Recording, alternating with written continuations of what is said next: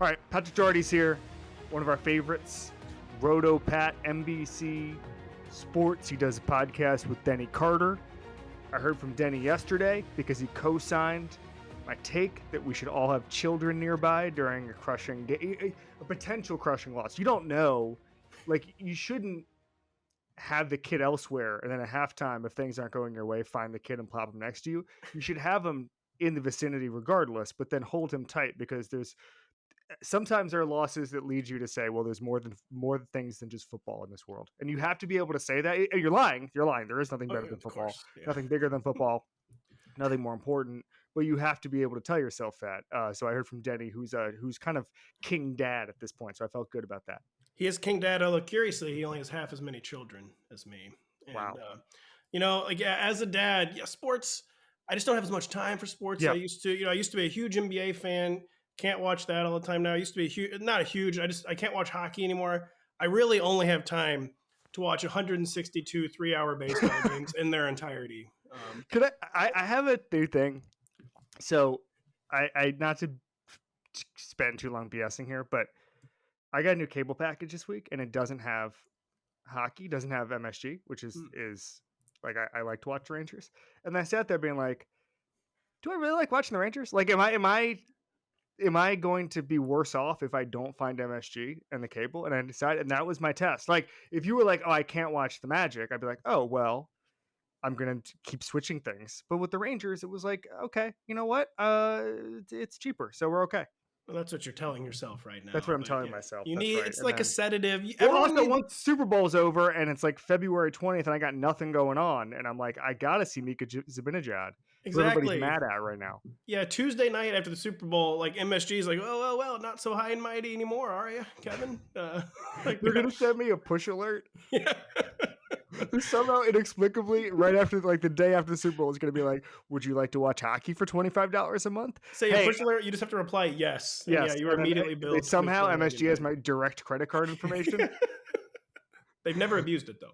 They have not. No, they never would. Upstanding company. Hey, so Bill Belichick is now the coach of North Carolina. I got a lot of thoughts on this. The one overarching one, and we do this too as NFL media, so it's fine. But there's this thing now where it's like, hey, good luck figuring out college, buddy.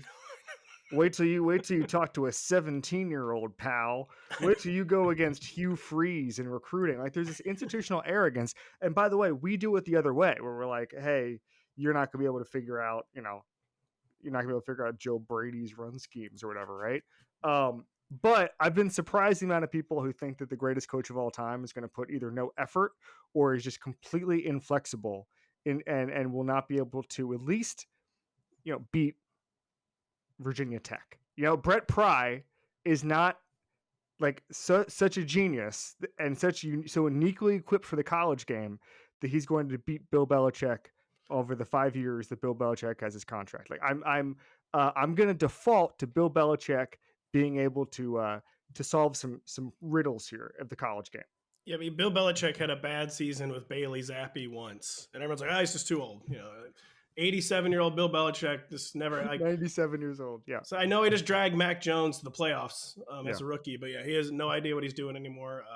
I love benign chaos. I know you love benign chaos too. We text each other about benign chaos fairly often. The most benign, chaotic storyline in so long. So I absolutely love it. I do kind of agree with the talking point. Like, will Bill even care? Like, will he try? Because I know if he tries or he cares, he will do well. I just wonder, like, is this be like a Doug Gottlieb thing where he's like coaching games over a shaky podcast connection? And like the announcer's like, is he coaching against Wake Forest from the Manning cast right now? Is that Kevin Clark in the background? Like, while Bill is trying to coach against Wake Forest. But yeah, I think Gottlieb is weirdly trying to do both and is justifying it by saying it's going to be NIL money. Yeah. I think Belichick is going to be the coach of North Carolina and not a Fox Sports radio host during drive time. And let's be real, he's going to explode every ACC coach with his mind. Like, that's okay. So that's the point here. So there's this weird arrogance, and again, I have for the NFL, but there's weird arrogance from college that like you're not going to be able to figure this out. Hey, wait until you go against bagmen in the SEC or whatever. And you know what Belichick's going to do? Here's a complicated pressure scheme. And then every college quarterback is going to be like, what the hell is that? What the hell is that? Because I'm going to tell you a little story. Story time. I was in an NFL facility and a couple years ago, no big deal. No big As deal. you do, yeah. And somebody was like, somebody who had gone from college to pro. I don't want to get too specific, but they've been at both levels. And I said, what do I need to know about college schemes versus NFL schemes? Like, what do I need to know? Like, obviously I know the difference, but I'm like, going from what you know, where you're having to do both things and you figured out both things as a defensive coach. And he said, when he got down there, that he called a bunch of OCs because he was like, I don't really care what the DC from Marshall thinks, right? No, he didn't say Marshall. I'm sorry. I apologize to my Thundering Herd followers. But he was like, I want to know what scares the OCs. So he called a bunch of college OCs, and all of them to a man were like, don't give us any sort of exotic pressure. We got nothing going on up front. Our quarterbacks are just petrified. And if you give us anything we've never seen before, we might as well. We're going to do like the Brett Favre Strahan, just lay down thing. We're just, I don't know what's going on. And the guy said to me, he said, I realized from that moment on, and it's the universal truth, they're always scared of your pressures. Always. And so now, the best, even if you don't want to say he's the best coach of all time because you want to trot out that stupid, like he was bad with the Browns and Bailey Zappi thing, fine, whatever. Anyways, he was By good the way, with he was the Browns. yeah, I was gonna say he's better with better than the Browns than we thought. I'm always ready to demolish anti-Belichick arguments, by the way. 100%. So I think that he's the best defensive game planner of all time, and now he's going to do that against Georgia Tech, and I think it's going to work. I think my feeling is they won't get the recruiting level necessary to play with the Georgia, play with an Oregon, whatever, right? Ohio State. I don't think they're going to get there, but I think they're going to be in Charlotte at some point for the ACC championship game. I think you can get double-digit wins. I'm not saying it's going to be every year, but I'm saying it's going to be at least once. The Bill Belichick with his schemes and with the floor, and also just like identifying NFL body types is just like a really important thing. And one of the things about Belichick that I think he does not really make exceptions. And that's the things Pioli says, Lombardi said it before, is like there's a height, weight, speed standard at every position. And in college, a lot of teams go, yeah, but we have a 195-pound linebacker who looks good. He looks fast. So we're going to, and then all of a sudden you have a 195-pound linebacker. Like the amount of defensive ends where someone's like, hey, he's playing at 205 this year in like major, and you're like, what? I know. What? Belichick is not going to do that. And so, and we're talking about like upperclassmen who are 205, not like Brian Burns coming in and being, and gaining the 60 pounds necessary to play in the NFL. So my guess is that between the height, weight, speed standards and the minimums that Belichick has, the amount of living rooms he's going to go into where he's going to say, I'm going to be able to develop you into an NFL player, which is going to work. It's not going to work on everybody. It's not going to work on the Jeremiah Smiths of the world necessarily, but it's going to work on enough 4-stars to where you're going to have good roster talent, good schemes, and this will work. My final thought on Belichick too is I agree with you on the recruiting front. Let's also be real, like with like the bag man like narrative, like I don't want to get a libel suit filed against me, but like listen, Bill Belichick, his cameras have shown up in several other NFL facilities. I think Bill Belichick is a little more familiar with like bag man tactics and attitudes than we probably give him credit for, and I would be one of the lures for him. Like, I can finally do that. I would be surprised if there are habitual line steppers who exceed the line stepping of a Bill Belichick. That's all. Like there's been rampant cheating in college football. That's gone away with NIL now. So like whatever gray area you want to exist in, Belichick's ready to roll around in the mud with you. That's my prediction. Belichick's first call, by the way, was not Michael Lombardi. It was Connor Stallions. It was Connor Stallions. Ladies and gentlemen, Mr. Connor Stallions. I don't know. Nowadays, if you like a nice school like Stanford or North Carolina, every coach, every position's named after somebody. It's like an endowed chair. Yeah. And I think that a donor should fund the Connor Stallions. Who's the UNC guy who would fund that? Like I'm trying to think of different. I mean, like some tobacco guy, like some guy who's been really out of fashion. Yeah. Or like Drake May, just giving back to the community by funding Connor Stallions. All right, we're talking about coaching jobs in this episode. So we're going to pivot from one coach to 6, maybe we were overlapping. So we're just doing best and worst coaching jobs. And last year we had a lot of fun with this. This year we're not going to have any fun with it, unfortunately. We passed a rule. It was very strange. I don't know why we did it, but we're not. We're just going to look into the camera and list off names and then get out of here. Now, so we're going to do 3 each, and it doesn't have to be 3 good, 3 bad, whatever. It's going to be 3 each. We're going to mix and match because I just don't want to force anything. And also, like, some people have been fired. Some people are obvious. Like, 6 is good. All right, you have the floor. What's your first? I'm going to go with the obvious one. I think Dan Campbell has done the best coaching job in the NFL this year. First off, this is the first year ever where there's more Coach of the Year candidates than there are like open coaching slots. There's like 42 Coach of the Year candidates this year. There are way more. The first coach fired to me is normally the betting line to look at, and this year it's Coach of the Year. And also there's really good coaches like Matt LaFleur who nobody's even talking about. No. And Matt Eberflus was Coach of the Year for a while when he was 4-2, by the way. And if he had defended one Hail Mary, even Matt Eberflus might have won Coach of the Year.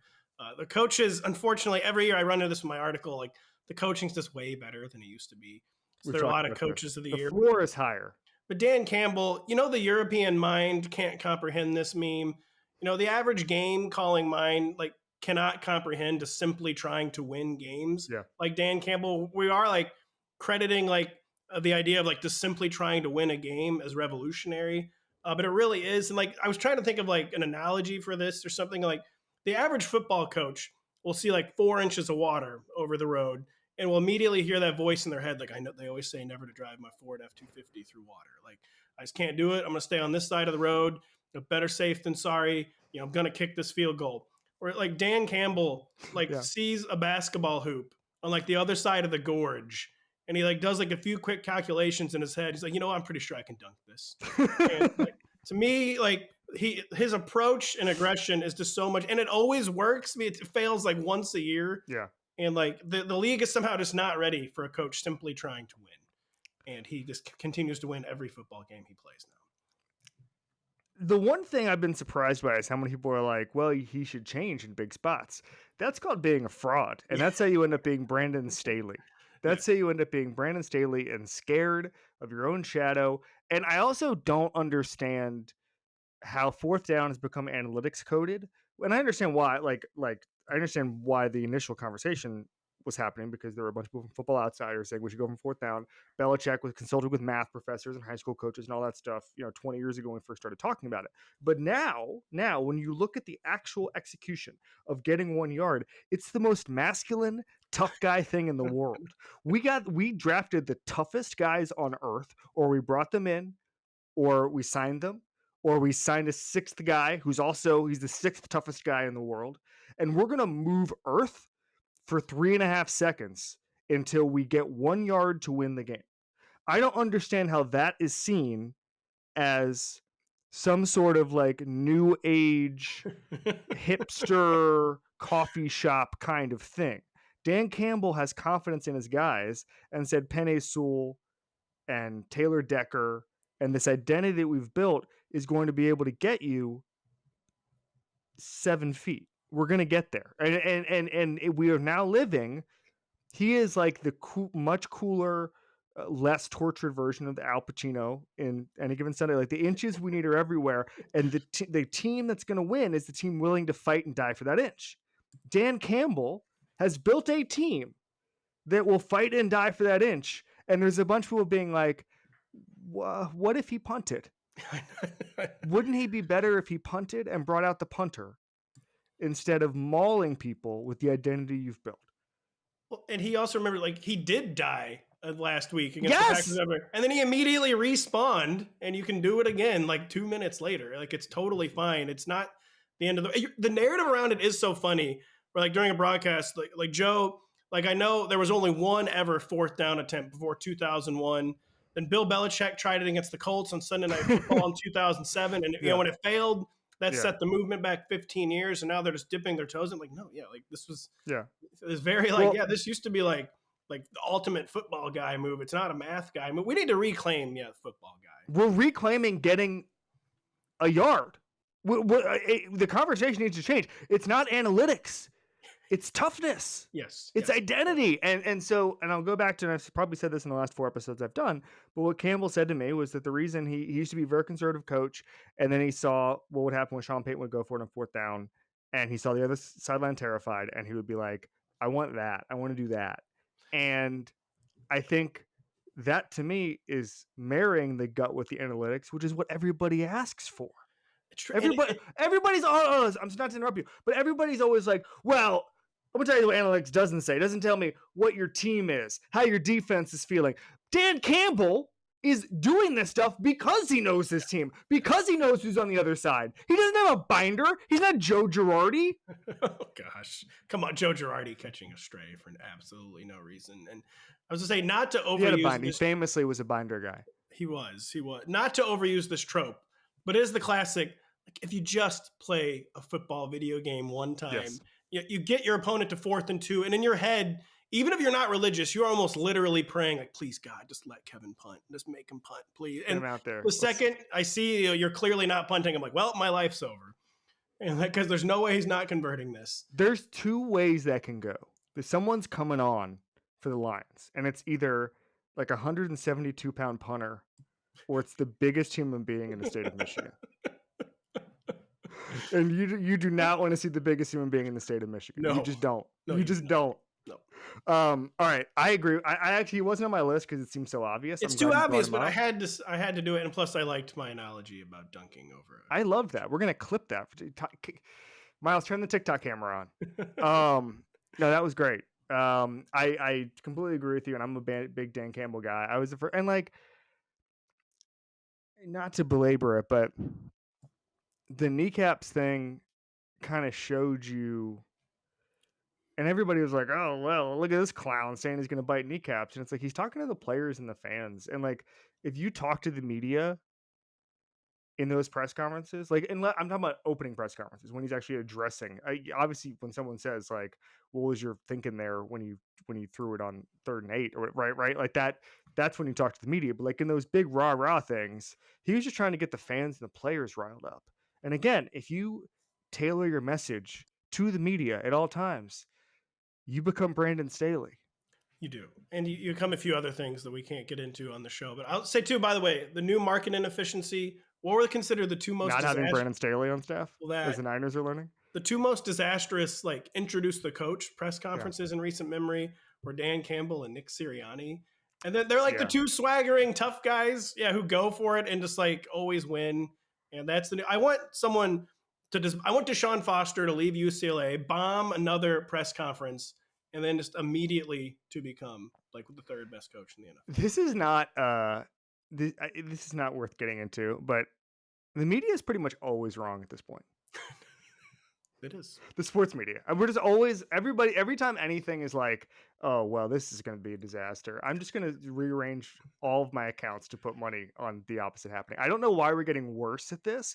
I think it's because we think we have more information than ever, but we actually have less because we're overwhelmed with information, and thus we don't actually look into the specifics. Like, one of the reasons I love asking fans Twitter questions on Sunday night is because beat writers and fans are always going to know more than the national media, unless it's a boutique topic, unless it's like, hey, I talked to this person. Like, if I can't, the number one thing for me to be able to do is go and talk to Dan Campbell with this. But if I can only do that in August or March or whatever, and I can't get him on the phone at this time of year, like the next best thing is to speak to Dave Burkett, who actually is there every day and becomes a conduit, so it's like, I don't know. And I think there's a lot of national media who are just like, well, I haven't talked to anybody, nor have I looked into this, but let me tell you what I thought about 4 years ago. And I'm just going to repeat this now. I think that's what's happening. I immediately hit retweet. Then you immediately just smash that and say, great insight. All right. So I want to talk about let's do a good one first. I'm going to go with Sean McDermott. And here's why. So I'm not sure that coming off the Rams game, I don't think he's my coach of the year, but I just wanted to shout him out here because I didn't have this is a bad look coming off the Rams game, Kevin. I didn't have him as my top 10 coach going into the season. I had Mike McDaniel. And I said, as I was doing it, I was like, I'm going to look like a clown because the rosters in Miami was taking a step back and the roster in Buffalo was we thought was taking a step back, but you have Josh Allen, whatever. I can safely now say Sean McDermott is a better coach than Mike McDaniel. And I apologize. I know McDermott is just hang on every word of this podcast. I'm sure he's been, and I mean, his podcast is where I made the initial ranking. So I'm sure that he's relieved, driving around his pickup truck in Western New York on finally an apology. But no, I've been impressed with, first of all, the Joe Brady hire, which I know was last year, but he brought him back this year for a full year, has changed everything about that offense. And everybody thought that, the offensive line, some of the defenders, that, we're going to lose a bunch of leaders. I don't know what it is. Maybe he's the leader. Maybe he's given all sorts of, we know he's a great public speaker. He ties in a lot of history, ties in a lot of current events. We know that. Yes. And so who knows what he's cooking up? I mean, we got the healthcare stuff. Yeah. Got the healthcare stuff. But I don't know what he's doing, but it looks like there's leadership there. The defense is awesome. They've played 5 or more defensive backs on 97% snaps of defensive snaps this season, according to Next Gen Stats. That is by far the highest mark in the NFL. Nickel on 77%, dime on 20%. Top 10 basically in everything as far as utilizing DBs. And he's making these small guys play big. They're tough. They don't miss tackles. Matt Milano is back after week 13, and he's playing like an absolute, like, he's always a demon, but like his ability, especially as he gets healthier and he's able to move laterally, like that's huge. That's massive. I've become a linebacker guy over the past couple of years. We got out of linebackers and now I'm backing on linebackers, and Matt Milano is a huge part of that. Greg Rousseau is an absolute pressure havoc wreaker, game wrecker, whatever you want to call it. I just 44 pressures this year. Like, whatever, we knew what Josh Allen was going to do. We knew he was going to get better and better. We knew that he's capable of basically anything. By the way, I think they've done a good job. I think they were trying to change him a little bit as far as like, don't take the extra hit or whatever. And it's like, man, Josh Allen really wants to take the extra hit. He does. He really wants to take the extra hit. And I remember Brandon Beane telling me a couple of years ago that he won't get on for an interception, but he'll get on him for like, what if I took one cut in order to hit Kyle Van Noy? Like, I know I could get out of bounds here, but Kyle Van Noy looks really appetizing. And I know I can't get an extra yard, but what if I just got to make contact with Kyle Van Noy? What about that? And that's just in his, he doesn't want to get rid of that. And I think I'm okay with that. So I think everybody is doing a great job in Buffalo this year. I'll say my only gripe with Sean McDermott. So it was not fashionable to have Sean McDermott as a top 10 coach heading into the season. No. And I did. But he's defensive Kyle Shanahan. He has Kyle Shanny syndrome, where he's so good at scheming up his side of the ball. The team is always well organized. They almost always overachieve, but he's good at everything except for when he personally needs to win the game, like with like game management or just like timeout usage or challenge usage. And that is what he is like Shanny, where I feel like in the closing moments of the game, he's been preparing for this moment all year. He has them in position to win this huge game. And then he just makes the wrong decision in the biggest moment. And like, I feel like he really is the antithesis of Dan Campbell, where I feel like Sean McDermott, the calculation in his head is here's the top 9 ways we can lose this game instead of just winning this game. And I hate the Madden thing, but if he had ever once played a digital football video game, he would know the only possible thing he could not have done in that moment was call timeout. Like literally letting 30 more seconds run off the clock would have been preferable to calling the timeout. And he has to overcome Shanny syndrome. And Andy Reid used to have Shanny syndrome. He no longer has Shanny syndrome. You can outgrow it. It's because Patrick Mahomes solves all of his problems. Just get a Josh Allen. You can grow out of your childhood asthma. I did, all right? You can grow out of Shanny syndrome, Sean McDermott, and just when it's winning time, actually win the game for your team sometimes. The special team stuff, not his fault because he's not special teams coordinator, but that last play against the Rams was abysmal. Also, return the punt. I know. But my thing is, if you return the punt, it's actually weirdly, it's not a high percentage play, but like I would love to be able to return a punt rather than run a play from the, like, I'm just saying if the choice was running a play from the 1 or whatever, then returning a punt, I would love to return a punt. All sorts of bodies everywhere. Guys not really like playing a little hesitantly because they're not sure of the rules. Like, get somebody back there on the 1 and try to return the punt. And I've seen some people say, whatever, like they had 9 guys on the field. So it was not a particularly well executed play. There were just a bunch of things they could have done had they, in theory, had even 10 guys in the field. A lot of times I'm in favor of not returning the punt and solely because you have to save the time. Time was not a factor there. Not to go math guy, but that was a situation where you needed variance if you were going to get the score. There's never more variance than there is in a return, and not returning the punt was a horrible idea. There was I was at this game. I have to ask Marcus Spears about it because no one remembers or cares about this game, the LSU Oklahoma national championship game, and the Marcus Spears had did he have a strip sack in that game? I remember him. He was right in front of me, tearing through the goal line at one point, or the Oklahoma line at one point. But anyway, Matt Mock didn't know how to like take a knee or something, and he kept doing it early, and they had to bring in like a different quarterback. Remember this? It was insane. They had to be like, "Hey man, you're gonna want to wait like 20 more seconds before you snap it," and then they screwed it up, so then they had to punt it. Like with the same situation, like with 4 seconds left, and Oklahoma didn't know what to do. So they just went like 11 guys trying to block it, didn't. And then the ball just sort of spun for 10 seconds as everybody counted down. It's like, that was the best managed college game of all time. As far as just it was a masterclass relative to a normal college football game. You just brought back weird, bad memories for me, by the way. Do you remember like, you're an ACC guy, so you still have kind of like conference investment, but like as a Mizzou guy in the Big 12, the Big 12 was just always so disrespected. We always choked on every biggest stage. So I would like be forced to root for like Oklahoma in like big games because like Mizzou was not making it there. I'm like, God, just get the Big 12 some respect. Don't get humiliated like you do and then they just got humiliated. And Oklahoma absolutely loved to get humiliated on the biggest stage in that era. Well, they're still doing that in a different way though. They're not even on the biggest stage anymore. No. Hey, what's your next one?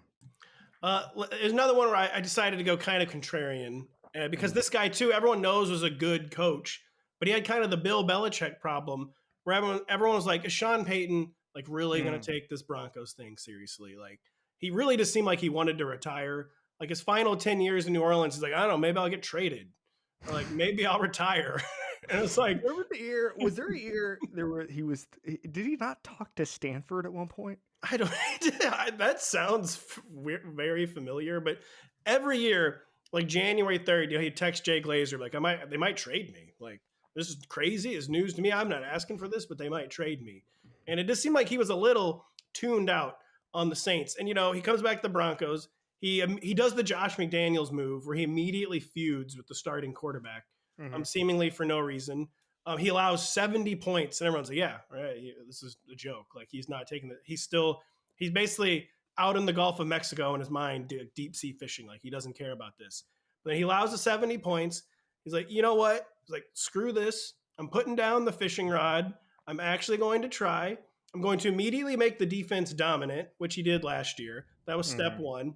Step two was somehow cloning Drew Brees. Like, I feel like I'm going crazy. No one else has noticed this with Bo Nix, where they have him like, he must have watched like 10,000 hours of Drew Brees film because he does like the Drew Brees mannerisms now. Yeah. It like almost makes me uncomfortable. But he makes the defense elite. He clones Drew Brees, who, by the way, is the QB6 from a draft class. Like, he's already 40 years old. And he just basically immediately did the video game meme where he leaned forward in the chair once and got serious and immediately reproved he's an elite coach. And I just think I had to give Sean Payton some credit. I never thought he was going to try again. And now he's trying very hard, and he's very elite.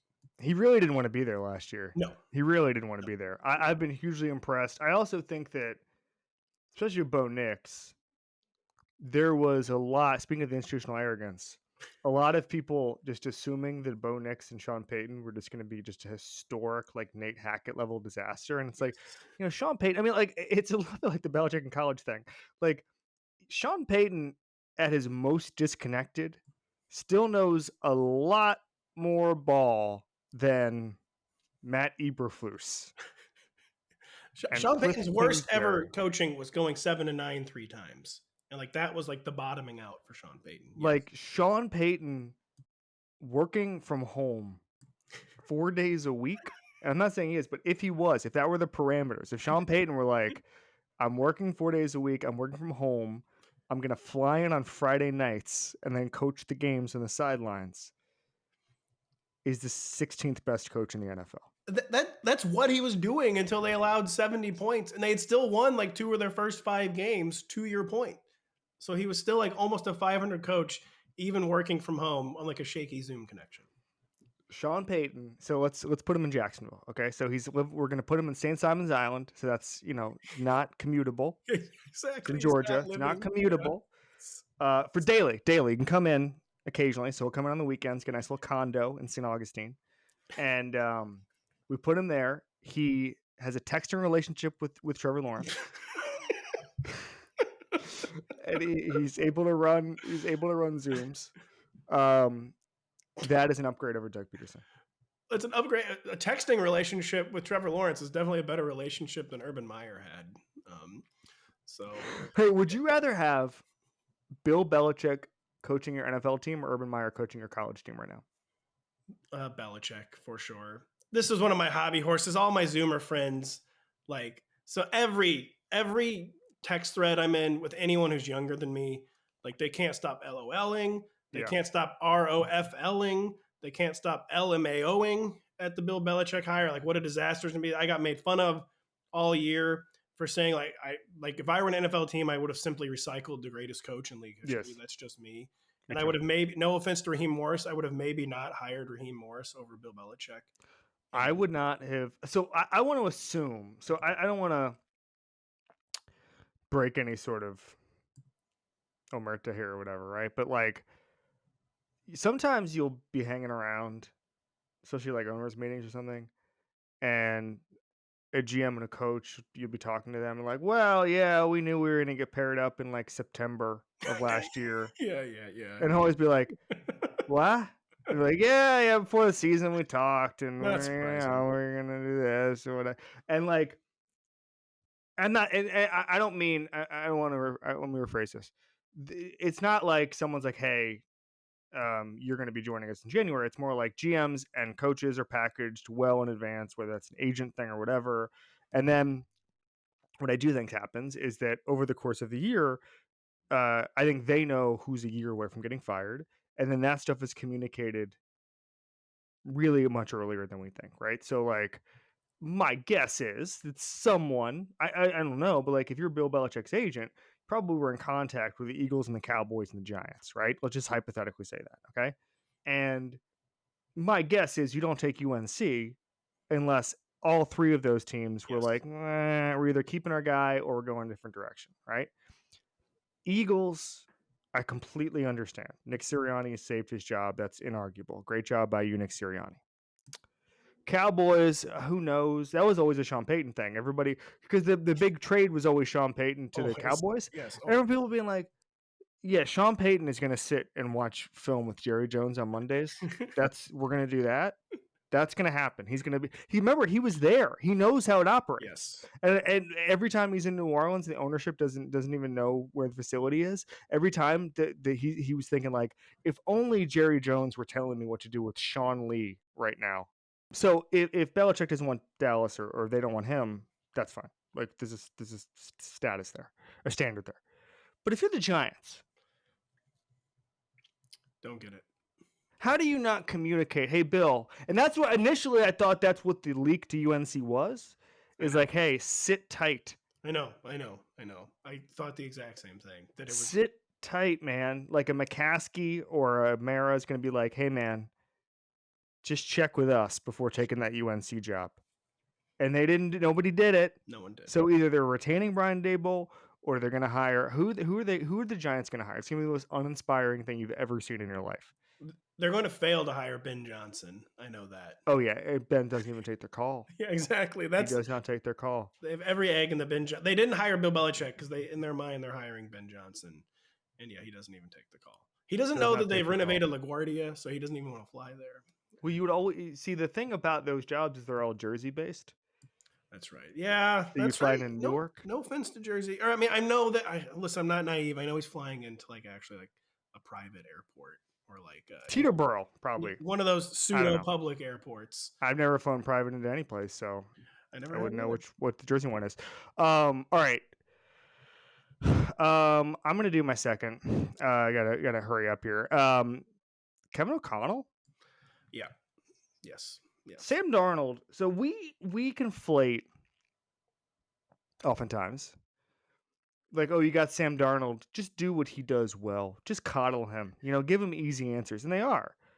But the deep passing, Sam Darnold is the second best deep passer in the NFL by EPA per dropback.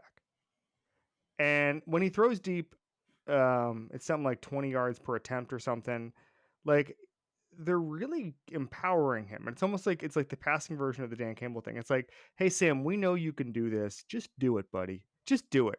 And I almost, not to sound like Ted Lasso, but like, I really do think there's something to just belief. Like we saw that with the Tua Mike McDaniel thing, where Tua was just like, thank God Mike said I love you, and like somehow he became like the most efficient passer in football. Yes. And I thought JJ McCarthy was going to be the answer. Can I interrupt your train of thought? Yeah, really please. Keep your train of thought. But another hobby horse I've been on with Tua. Look at the box scores. Tua is 2012 to 2014ing Peyton Manning since he's been back. By the way, this is no one. The media is refusing to talk about this. He's throwing the ball 46 times every game for 372 yards and 3 touchdowns every game. He's Broncos Peyton Manning. But sorry, that was not worth interrupting you for. You got that right. No, but I just think that the way, and this is a Brian Flores thing, but hiring Brian Flores and upgrading the DC is an important thing. This is an awesome coach. And, Chris Sims on the show last year and said that KOC has a top 5 playbook. And I agree. And again, there are easy answers everywhere. Justin Jefferson helps. Jordan Addison helps, certainly.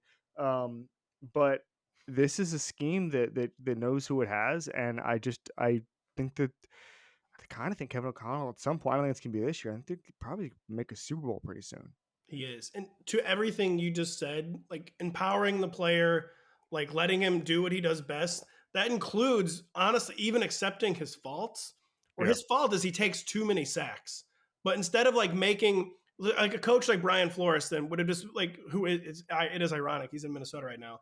Like Dolphins, Brian Flores, if he had Sam Darnold, he would have built the entire scheme around Sam Darnold. You can never take a sack. Like never, ever take a sack. Like he would be hyper focused on the negative attribute. Whereas the Vikings, Sam Darnold does take too many sacks, like even still. But the Vikings are just, in order to get the most out of the player, to maximize the player, they're even putting up with the fault because they know it helps unlock the strength. And Kevin O'Connell, I don't even know what more to say. He's got to be a top 5 coach in the NFL at this point. 5. Yeah. Pretty good. Yeah, I mean, how many different I would say how many different quarterbacks do you have to make the playoffs with? I guess this would only be the second. Well, also I've been so unimpressed with like Mike McDaniel and like Shanny a little bit, where it's like Shanny over the past few years, where it's like, oh, our quarterback isn't here. Oh well. And like what's funny is that Shanny has turned a lot of those guys into like the most efficient passers of their generation. Isn't there a stat that like 6 of the top 10 yards per attempt guys like in history are random Kyle Shanahan Niners quarterbacks? Like I'm not joking. Like I think like Nick Mullins and CJ Beathard and those guys are like at the top of a leader, like better than like Jim Kelly's numbers in his career, basically. Like it's astounding, but that never translated to winning games. No. That's why I want to shout out Matt LaFleur here. Like Malik Willis, just be like, oh, we can win with Malik Willis. Like that there's something special when you just say, all right, we're going to win here. Like there's a difference between just running your scheme and putting up offensive numbers and just saying, actually, we're going to win with the backup quarterback.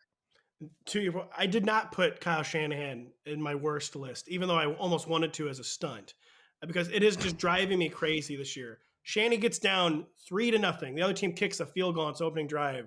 And Shanny's mentality basically this year with all the injuries has just basically been like, well, I guess I'm never winning another game. Yep. Like it's like total resignation. Back to the beach house, boys. Yeah, it's over. Total resignation the second he has to play from behind this year. And it's been a very disappointing year for our guy. All right, I think we probably have a long list for our worst. I have like a 5-way tie. It's unfortunate that Matt Eberflus has been fired because he's off the list.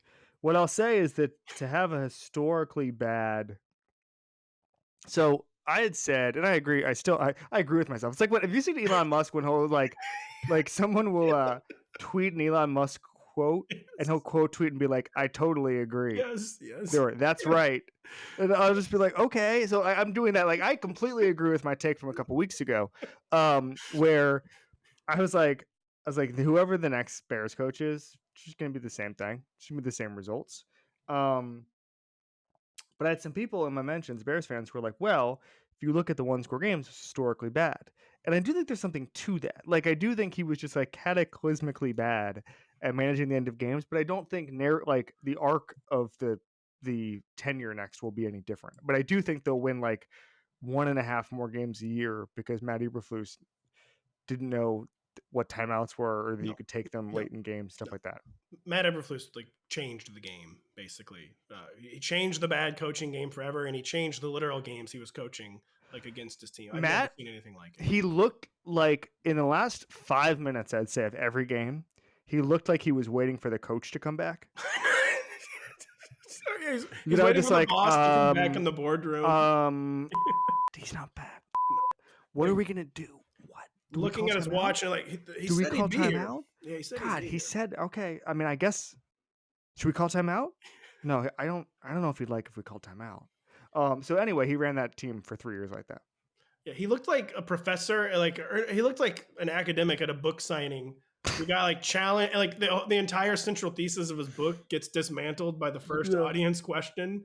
Yeah, and he's just kind of like very. Well, we're gonna have to take a look at that. I think we're happy. I'm happy to take a look at that.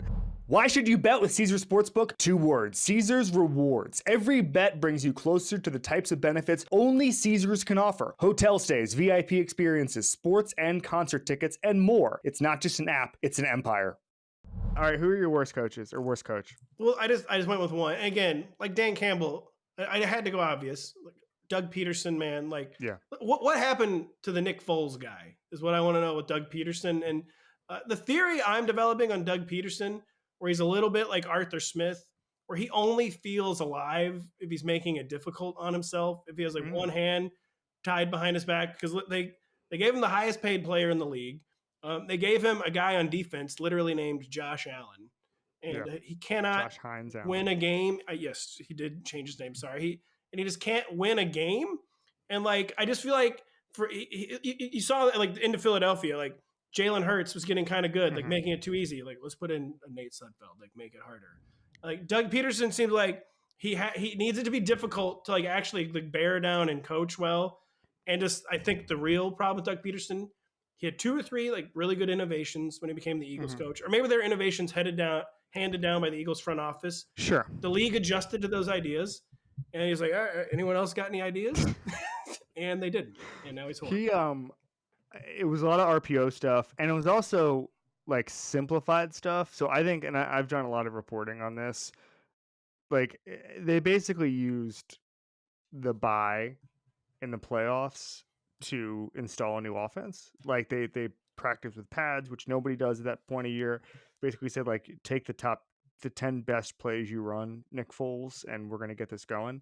And they caught lightning in a bottle, and the defense is really good. They've got guys on the defensive side of the ball. They've got, by the way, do you have eyes on how defensive Jaguars fans are of Trayvon Walker?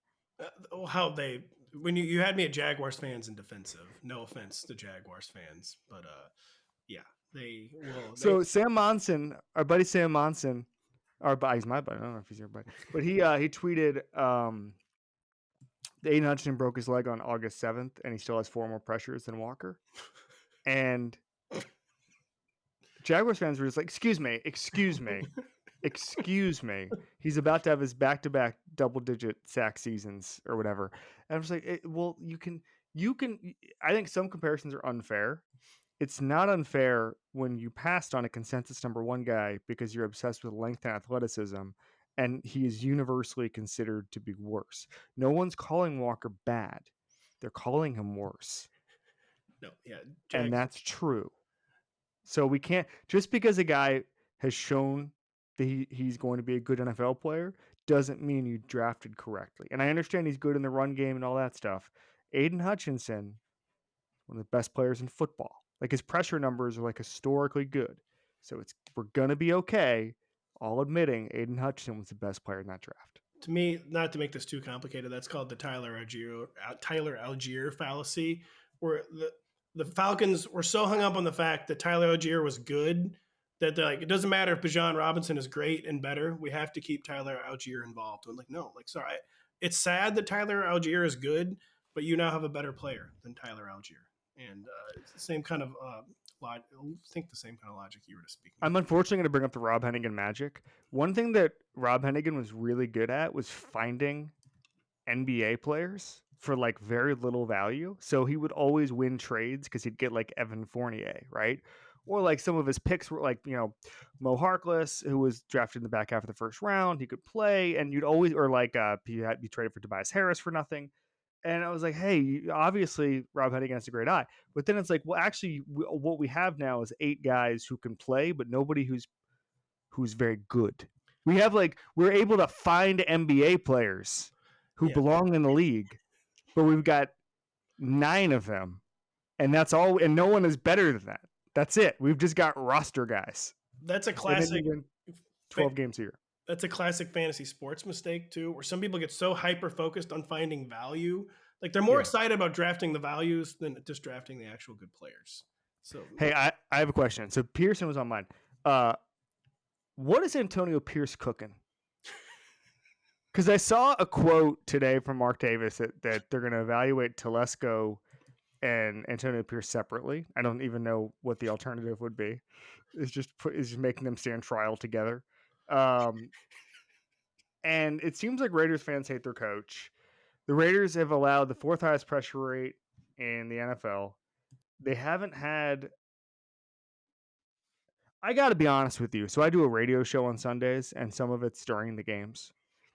I typically find out who the Raiders quarterback is when I look at the game and I say, look who's in there for the Raiders. I have not kept up a lot on what's going on with the Raiders quarterback, but he's had Nate O'Connell before they had Gardner Minshew. I think part of this is a roster problem. Brock Bowers is great. We know that. But part of this is just like, I sometimes feel bad, and it's hard to evaluate, but I sometimes feel bad when it's like Antonio Pierce got a dog crap roster and he's doing nothing with it and he might lose his job. But if the roster was better, he could accidentally win 9 games and it's a completely different narrative. Like, I don't know. I think Antonio Pierce is on the hot seat because he was a surprising hire to begin with. Does that make sense? Oh yeah. Like that, I think we default to being like, well, that experiment didn't work. Well, he got a crappy roster. So the experiment, like if all of these results were happening, all of them, but it was, I'm trying to think of a defensive, if it was Brian Flores doing it, people would be like, all right, well, hold on. Let's get a little more data points on here. We can't throw the baby out with the bathwater. But because it's a guy where it's like, oh, we hired him to be a vibes guy or whatever, it's like, no, the guy who won the locker room over, he does get time to establish his process here. I'm just looking at it saying, boy, there's nothing going on over there. No, there's not. But again, the narrative would be entirely, if he had just not been the interim coach and then had been hired, obviously, 100%. There would be no talk of him being fired, which kind of highlights how silly it is. What he might be cooking to save his job, by the way, is, by the standards of NFL head coaches, and especially by the standards of recent Raiders head coaches, Antonio Pierce is not making a lot of money, but he's making a lot more than Tom Telesco. And the Raiders, maybe they got to fire someone, but they can't just keep taking on dead cash after dead cash. And it might just be like, we got to fire someone and Tom's cheaper. Let's fire Tom and keep Antonio Pierce and see what happens. Or maybe they really do. They like the vibes. They like the aura, and they just want to see him with the quarterback. Because I don't think he's lost the locker room. I don't think so either. Are Antonio Pierce's wages being garnished? That's right. I forgot about that. Yeah, so he needs the job real bad. It was like a car dealership gone awry or something. He owes $28 million.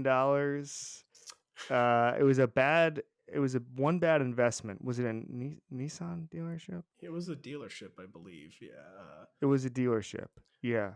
He owes Hyundai $4 million. You never want to be in debt to Hyundai. No. And Nissan $23 million. I'm not entirely sure how that's possible, to be honest. But it's a lot. It's a lot of Nissan. How do you owe a multinational? That's just. Let me tell you something. That is being really into the new Pathfinder. Yes. How do you owe a multinational car corporation tens of millions of dollars? But that's like the worst movie plot ever. Like to save to stave off foreclosure or bankruptcy, Antonio Pierce needs an NFL job and he needs it in 2 weeks. It looks like his wife signed it and then he co-signed it, and that's why he's fiscally responsible for it. Not good. No, not good. Not good. All right, buddy, we got to the bottom of this. We got to the bottom of why Antonio Pierce owes Nissan $22 million. Excuse me, $23 million. Don't try to shortchange Nissan like I just did. Don't do it. No. Don't give him a check for 22 when it's 23. Don't do it. All right, NBC Sports Fantasy Podcast with Denny Carter. You can get insights like this. Thank you, buddy. Thank you so much. Always a pleasure, Kevin.